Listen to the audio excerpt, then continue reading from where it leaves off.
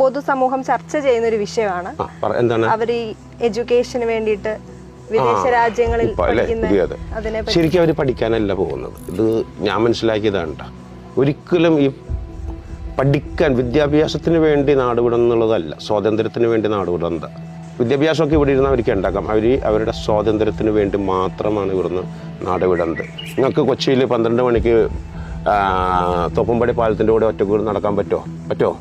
പറ്റില്ല. ഇവർ ഭയങ്കര സാമൂഹിക പ്രവർത്തകർ, ഞങ്ങൾ ഭയങ്കര രാഷ്ട്രീയം, ഭയങ്കര നേതാക്കൾ, ഞങ്ങൾ ഇവിടുത്തെ സമൂഹത്തിൽ എന്താ പറയുക സാംസ്കാരിക നിങ്ങളെ വെല്ലുവിളിക്കാം. നിങ്ങൾക്ക് പറ്റൂല. നിങ്ങൾക്ക് തോപ്പുംപടി പാലത്തിൽ 12 മണിക്ക് ഇരുന്നിട്ട് ഷിപ്പ് യാർഡ് കാണാൻ നിങ്ങളെ കൊണ്ട് സാധിക്കില്ല. അതിന് മുമ്പ് അപ്പം തന്നെ കഴുകന്മാർ വരും, മാനിയന്മാർ വരും പോക്കാൻ. വെറുതെ തോണ്ടിക്കൊണ്ടിരിക്കും നിങ്ങൾ.